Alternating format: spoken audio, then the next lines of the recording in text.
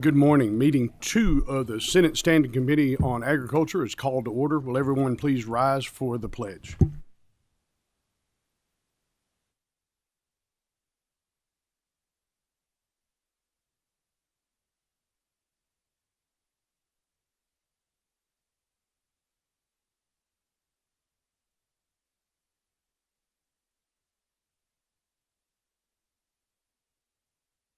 Thank you, Madam Secretary. Please call the roll. Senator Carpenter, Senator Clemens, Senator Deneen, Senator Funky Fromeyer, Present. Senator Nunn, Senator Reed, Senator Richardson, Senator Thomas, Senator Webb, Senator Wilson, Senator Boswell, and Chairman Howe. We have a quorum. Thank you. Thank you. Does anyone have any guests they'd like to introduce?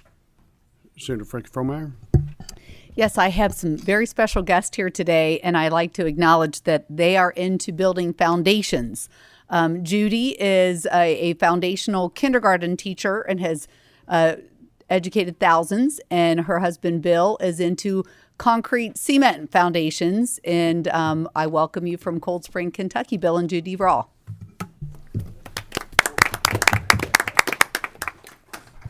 Thank you. It's harder to tell which one has a tougher job between those two. I could probably work cement before I could work 5-year-olds. I think we have a big group from University of Louisville APRN program. Would y'all please stand up? Anybody in here for that?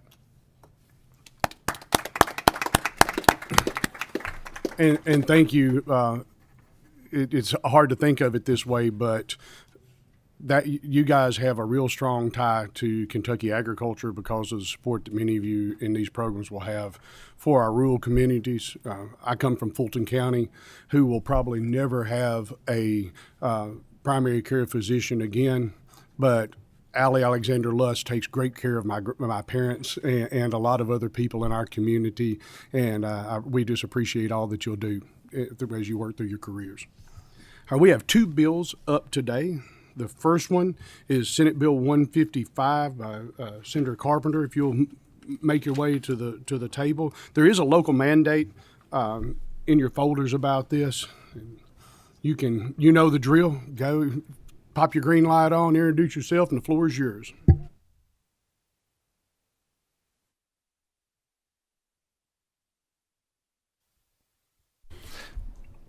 They must have brought reinforcements. They didn't think I'd be on time, Mr. Chairman. I had the gavel. You were going to be on time. I just don't know when that would have been. Well, appreciate you having us, and thank you for allowing me to do this bill. I'll let my guests introduce themselves for the record, and then we'll get started, if that's okay. Mark Manley, Deputy General Counsel for the Kentucky Department of Agriculture. Greg Shanks, Director of Emergency Preparedness and Response, Kentucky Department of Agriculture. This bill, hopefully, we'll have to get into. They'll have to be here to answer too many crazy questions, but we're glad to do so. Bill's about efficiency, Mr. Chairman. This bill would empower the Commissioner of Agriculture, in consultation with the state veterinarian, to declare and manage emergency situations affecting livestock, poultry, or other domesticated animals.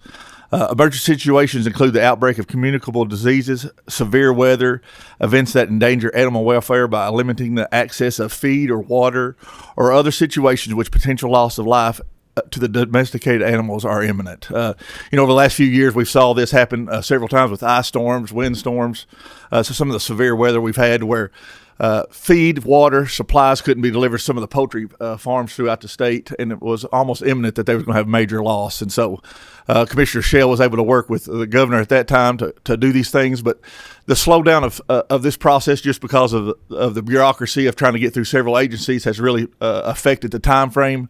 This bill would put this in the Commissioner of Agriculture's position, still working with the governor if there's any major situations that occur. That he can work with them. It doesn't take the power away for them to still have that process. I know you had a couple of questions yesterday. We were able to answer those. Be glad to answer them any more now, but I think that's the main intent of this bill. It's not a political statement. It's about the welfare of agriculture throughout the state, no matter who the governor is or who the Commissioner of Agriculture is. If anybody wants to add to that, or if there's any questions, we'd be glad to answer that. There's been a motion, but there are, let's hold on that for a second. There have been a few questions. Senator Webb? It's not a question. I just want to say thank you to the sponsor and thank you to the Commissioner Sheldon, Department of Agriculture, as co-chair of the Disaster Resilience Task Force, and having seen impacts on livestock and working through floods and tornadoes and all those things that are going to keep coming. These billion-dollar events are going to keep coming, and just to have the department's emphasis on emergency response and all the things you've done in the past couple of years, I just want to thank you about, and I hope that other agencies carry on with that as we continue the work of the task force to make some recommendations. But you all are leading the way. I appreciate that. I appreciate Senator Carpenter's attention to this, and I think this is an excellent start. Thank you. I just have a couple of comments too. I think it's important to note that this bill does more than just allow the Commissioner of Agriculture to declare an animal emergency in the middle of a regular emergency. We have a lot of emergencies in the animal space that don't involve a flood or a tornado or locust or anything else that we go through. We've had a couple of those in my district, especially with our production agriculture, with avian flu. I know we had an outbreak. And time is essential in this.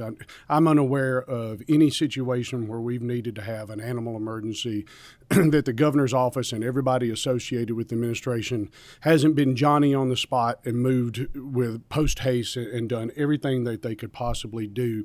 But like Senator Carpenter mentioned, it's part of the process, and those steps that we go through cost us time. And with these highly contagious diseases, when we're talking about wiping out entire flocks of production animals, the more we can limit that, the more we limit the downside economic impact for our producers and our processors.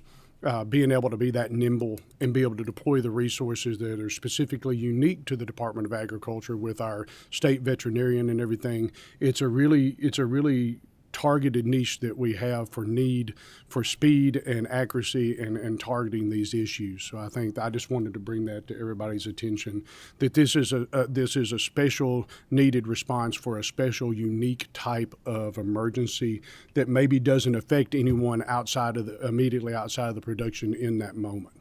So I think we have a motion on the bill. Do we have a second? Been a motion and a second. So, that being said, no further questions. Madam Secretary, please call the roll. Senator Boswell. Aye. Senator Carpenter. Aye. Senator Clemens. Senator Deneen. Aye. Senator Funky Fromeyer. Aye. Senator Nunn. Aye. Senator Reed. Aye. Senator Richardson. Aye. Senator Thomas. Aye. Senator Webb. Aye. Senator Wilson.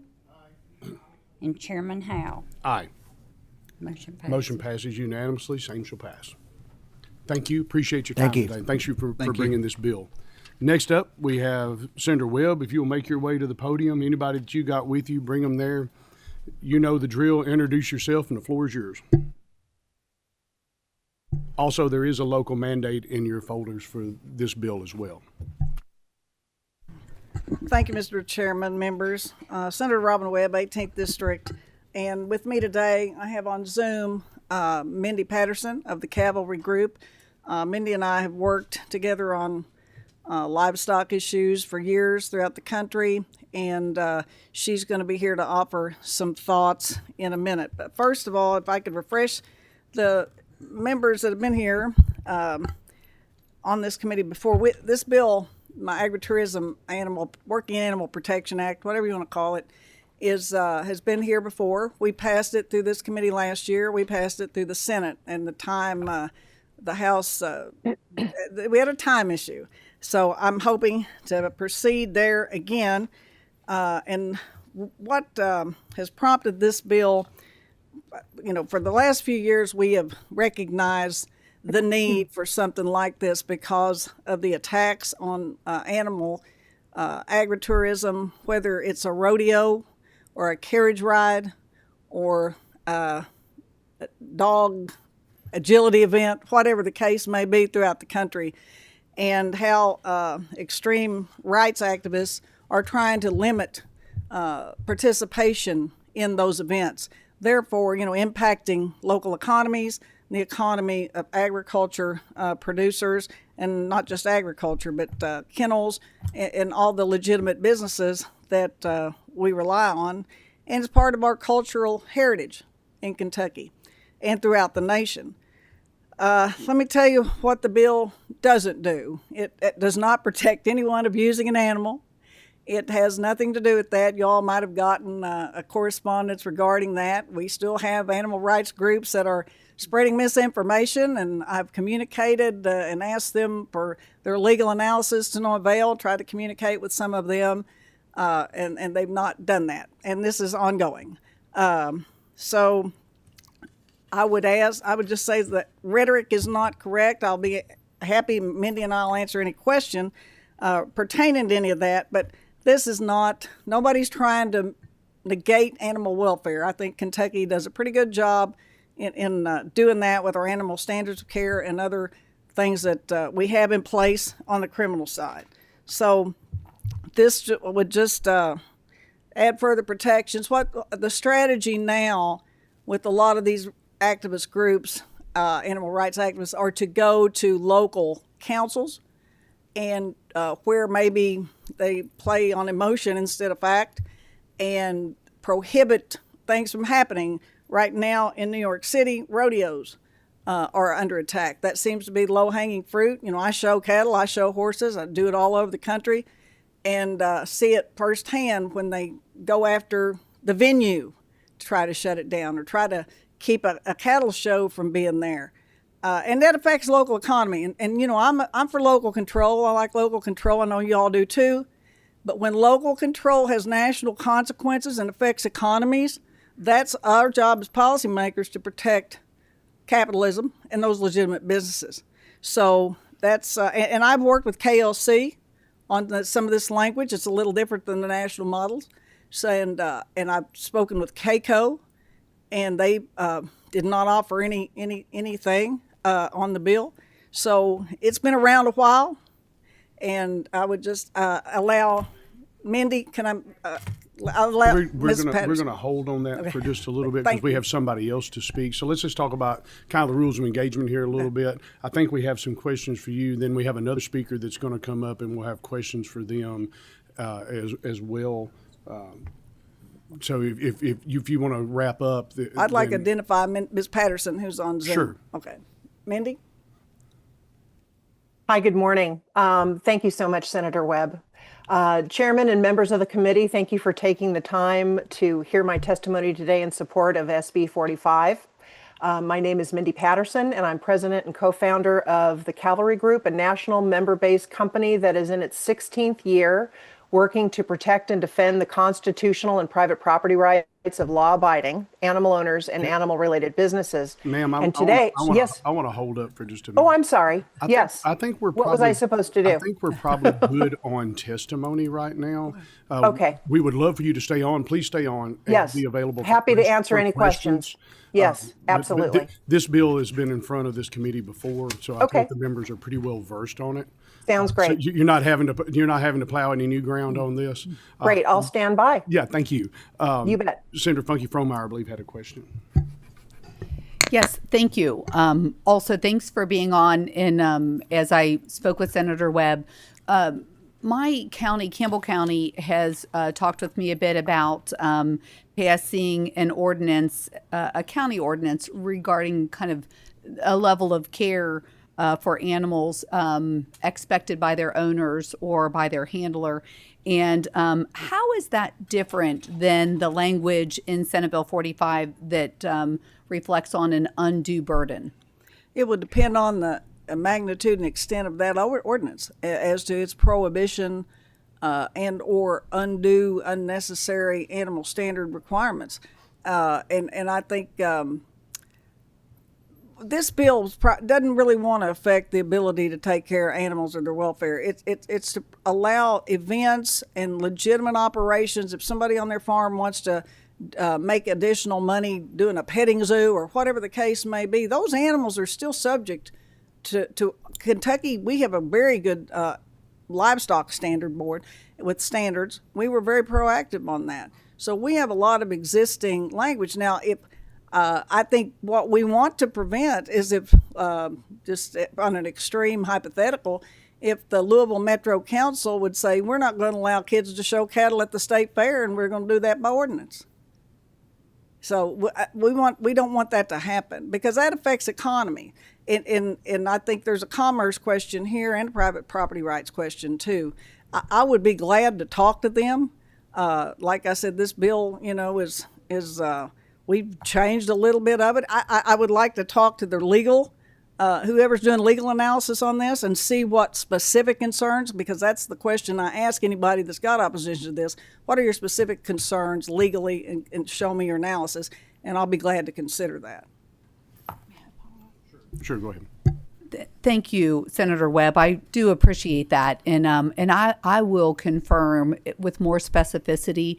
And when it comes time for us to vote on the bill as it currently is, I'll be in support of that with your willingness to work with us on maybe some nuance changes. I'd be glad to meet with your constituents and address their concerns. Thank you. Well, thank you. I don't believe anyone else has any questions for Senator Webb. If you will step back, and we have Lisa. I don't know who you are, but you're kindred spirits with me, because I can't read your writing and nobody can read mine as well. With the KACCA, if you'll proceed up and put your green light on, introduce yourself for the record, and the floor is yours. Not sure if I know how to put my green light on. Is it on? Okay, good morning. Is it on? Chair Howell and members of the committee, my name is Lisa Crumman. I'm here to speak against SB 45 in two capacities today. As the Director of Animal Services in Campbell County and as the Treasurer of the Kentucky Animal Care and Control Association. To quote from CACA's letter that you all should have received last week, CACA respectfully opposes SB 45 as it is currently drafted. We must note that CACA was not consulted in the drafting of this bill, even though our members will be primarily responsible for enforcing it. In many Kentucky counties, animal control officers are the only responders to reports of animal neglect. We rely on state and local laws to prevent situations from becoming emergencies. SB 45's broad language, particularly its inclusion of any activity that has historically involved the use of working animals, risks creating an exemption that could prevent officers from acting when animals are clearly suffering. This bill will also very likely negate local ordinances across Kentucky that are designed to address recurring issues and reflect community standards related to animal welfare. For these reasons, CACA respectfully opposes SB 45 for its potential to broadly exempt working animals or agritourism activities from Kentucky's animal cruelty and welfare laws. Preserving clear, enforceable authority for ACOs is essential to protecting animals' welfare, public safety, and our ability to respond effectively. Now, if I may briefly put on my Campbell County hat for a moment, Mr. Chairman, I'm concerned with how SB 45 will specifically affect Campbell County and other jurisdictions in Kentucky that have similar ordinances. Campbell County adopted definitions and enforceable standards in our code that apply to a wide range of commercial animal establishments, such as breeding kennels, petting zoos, circuses, or any person otherwise engaged in the business of breeding, buying, or selling any species for profit. In other words, many of the same operations listed in SB 45. SB 45 creates a pathway for these operations to claim protection as an agritourism activity under Section 1(2) of SB 45, and then argue that county oversight imposes an undue burden under Section 2(1) of SB 45.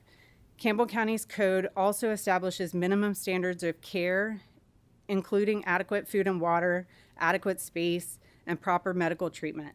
Again, SB 45 poses the very real risk of these standards being interpreted as imposing an undue burden whenever the activity is deemed an agritourism activity.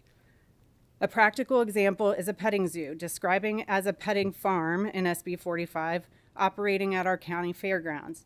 Under our local ordinance, that type of operation is a commercial animal establishment and must meet our minimum standards of care. Under SB 45, that same operation could attempt to reframe compliance with food, water, space, and medical treatment requirements as an undue burden, undermining our ability to protect animal welfare and public safety. Finally, inspections are another major concern. Under Section 90.27 of our code, myself or one of our ACOs are empowered to inspect any commercial animal establishment to ensure minimum standards of care are being met. SB 45 could again result in these inspections being deemed as imposing an undue burden, limiting our ability to verify that animals are being cared for properly and that unsafe or inhumane conditions are addressed promptly. Thank you again for your time. I appreciate the committee's consideration of our concerns. Thank you. I think we have a few members. I'll give you a chance to I know you'll want to have something to say, but I'll give you a chance in a minute. We have a couple of members that have a few questions, starting with me. Since I have the gavel, I get to go first. Okay. Can you go back to where you were talking about that this bill you think would prevent you from ensuring that these animals receive medical and nutrition care? Is that, I don't want to put words in your mouth. You talked fast and I was taking notes, so there may have been something lost in interpretation here. Is that what one of the things that you were mentioning? Yes, that's one of our concerns, is that this bill prohibits us from enacting or enforcing our own ordinances. So we wouldn't be able to go in and do inspections or enforce our minimum standards of care on any operation that could say they were an agritourism activity or that their animals were working animals. Can you show me in the statute where you're talking about? Well, we have Campbell County's ordinance. Yeah, but where does this statute In this bill? keep you from making sure that animals are properly medically cared for if the need arose? In the bottom of the bill, where it says a city, town, or other political subdivision of the Commonwealth shall not adopt or continue to enforce any ordinance. So keep going. I did. So I believe as it goes down there, there's public health and safety and planning and zoning requirements and everything else that work into this. Isn't that correct? Yes. Okay. So did you discuss that you think that this bill opens a door for people to sell animals in these things? Did I hear you correctly when you said that, when you were talking down that line? Yeah, the broad definition of working animal. Can you point that one out to me? Yeah, it's under Section 2B. Any activity that has historically involved the utilization of working animals. I think that opens the door up for people to say that their breeding animals are working animals, and then doesn't allow us to enforce our ordinance for minimum standards of care. I'm at a loss here on how this gets to the sale of an animal. Is that what you're saying? That I'm not talking about the sale of an animal. I'm talking about the operation of how they're caring for their animals while they're breeding them and owning them. That's part of our animal establishment ordinance. Or how they're caring for them while they have them at the county fair or at our arena at NKU when we have a circus in town. Like, we need to be able to enforce our minimum standards of care. And I think that anyone who read our minimum standards of care and thought that they weren't minimum, I would question that. Senator Boswell, I believe you had a question. Thank you, Mr. Chairman. Yes, so I have just a kind of overall arching question about your group. Okay. So some of these events that you're talking about are very important to the people of the state of Kentucky. Rodeos, pig chasing, petting zoos, petting events. So as a group, are y'all in favor of those activities, or are you just, in general speaking, opposed to those activities? No, we're not. I am not opposed to any of those activities. I'm not even opposed to people breeding their dogs. What I'm opposed to is telling local governments that they can't have ordinances for minimum standards of care and then be able to enforce them, because our county loves our fair. The kids are involved. It's a big deal in Alexandria to go to the fair and for the kids to show their animals. We all like and support it. But if there's an issue with someone who's not caring for their animals properly, ACOs should be able to go in and investigate, inspect their operation, and enforce our ordinance if we need to in order to protect those animals. Okay.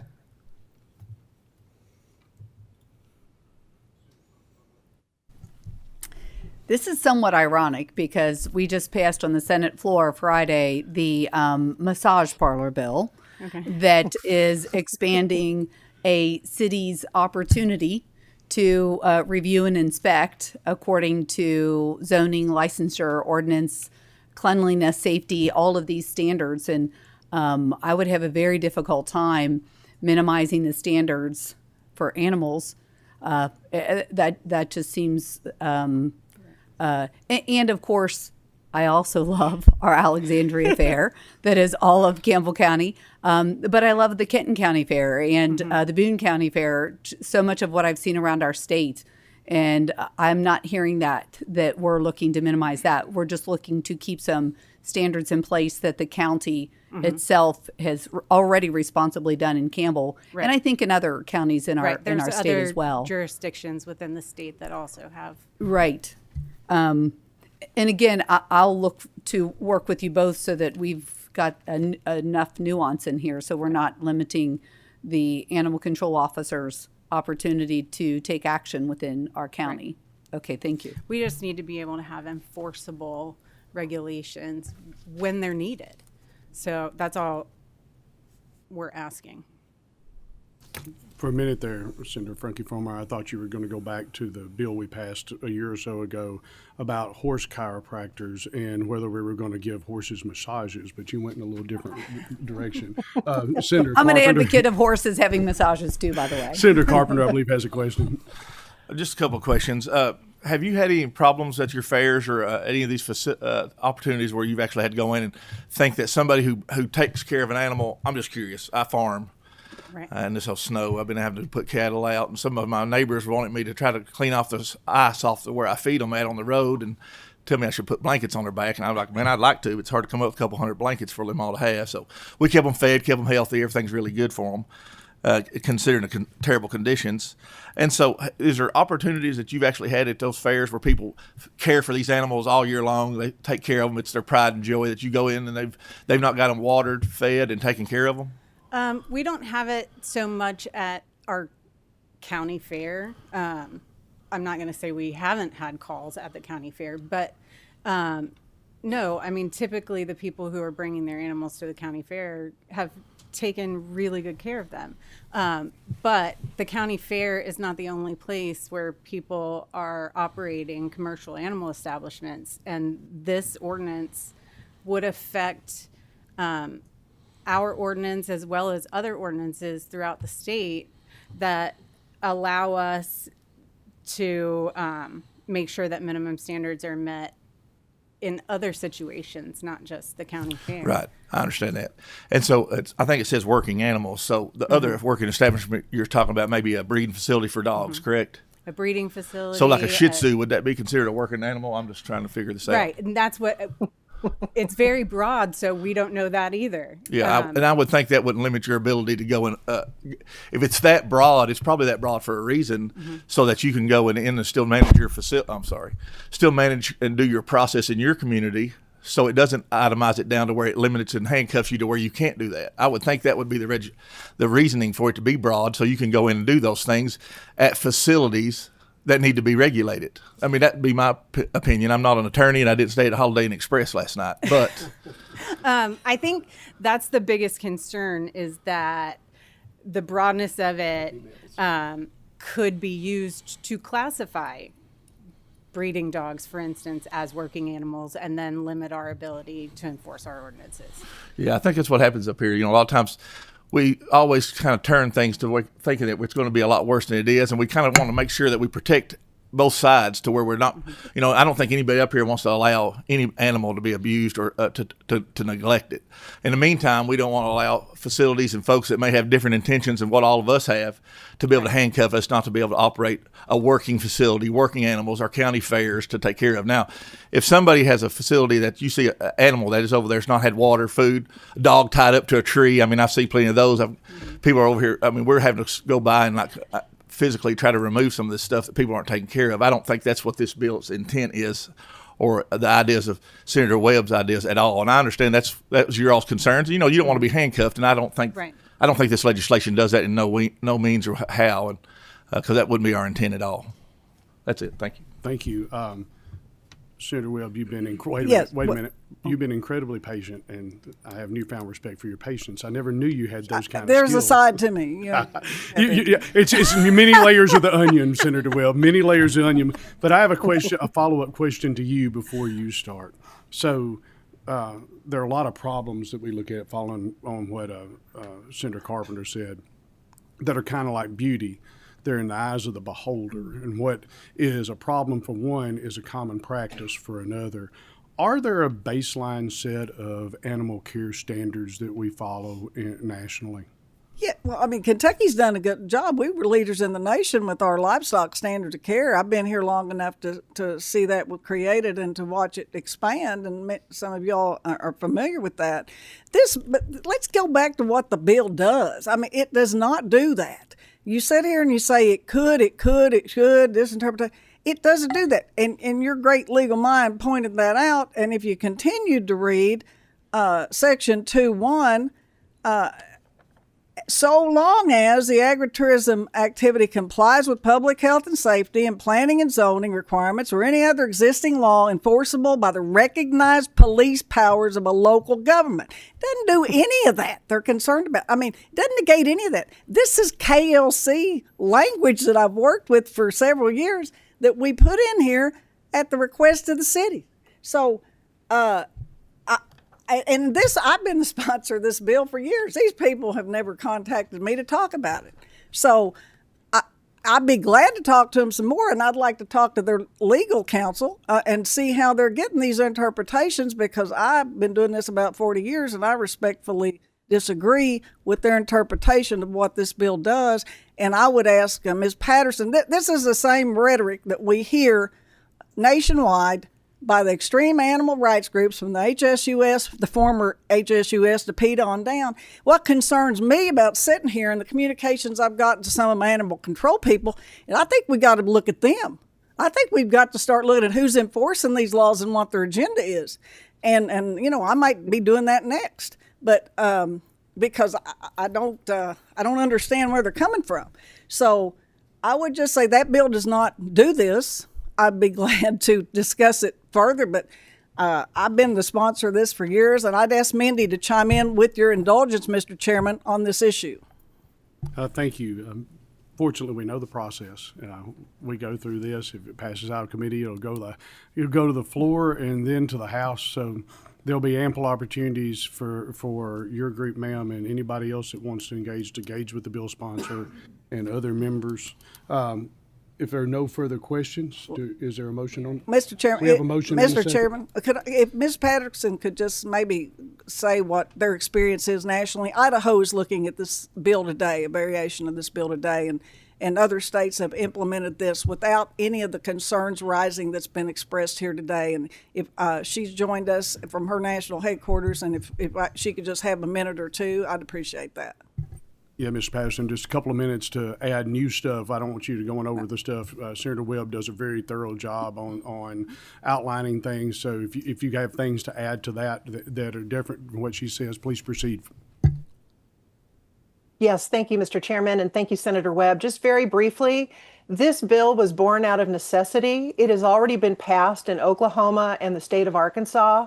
And it's been introduced in several states this year, but it's been born out of necessity because animal rights groups have been banning lawful animal-related businesses, and they've passed these bans in 24 states and 78 local municipalities. Unlawful animal exhibition, horse-drawn carriages, rodeo, etc., all involving working animals. So it's not a matter of if, it's a matter of when these types of things will come to the state of Kentucky at a local municipal level. And so this is preemptive legislation that is necessary to head off the bad guys at the pass. And where it has passed, there have been no instances whatsoever of any conflict regarding animal welfare issues or anything, because this bill does nothing to impede or prevent local animal control or animal welfare organizations from coming in and regulating animal welfare and health of animals, public health and safety. It doesn't interfere with any of that. It just simply says that local government can't outright ban a lawful animal enterprise that utilizes working animals. It's basically that simple. But it's very much needed because, again, it's not a matter of if, it's a matter of when this will come to Kentucky. And we're trying to head this off at the pass and protect the vital agritourism component across the beautiful, amazing state of Kentucky. Thank you. Thank you. If there are no further questions, we have a motion and a second on the bill. Madam Secretary, please call the roll. Senator Boswell. Aye. Senator Carpenter. Aye. Senator Clemens. Senator Deneen. Aye. Senator Funky Fromeyer. I'd like to vote aye with the provision that we'll work on some nuanced language. Thank you. Senator Nunn. Aye. Senator Reed. Aye. Senator Richardson. Aye. Senator Thomas. Mr. Chair, I'd like to explain my no vote. Please proceed. Thank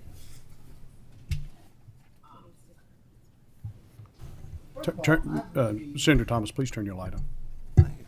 First of all, I've received numerous emails in my email box asking me to oppose it, and so I've got to listen to that and take that seriously. As I read this language, the language does try to strike a balance. On the one hand, it talks about that the city, town, or county cannot impose an undue burden on agritourism activity that would make engagement in that agritourism activity unreasonable or impractical. Well, what would constitute an undue burden? When would the activity be unreasonable and practical? I mean, all those are legal issues that would have to be fought out in court.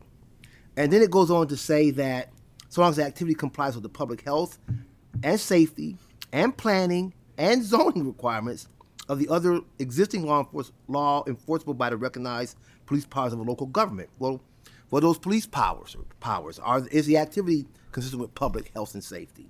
Is the activity consistent with planning and zoning? Again, it's just fraught with all kind of legal issues that are not answered in this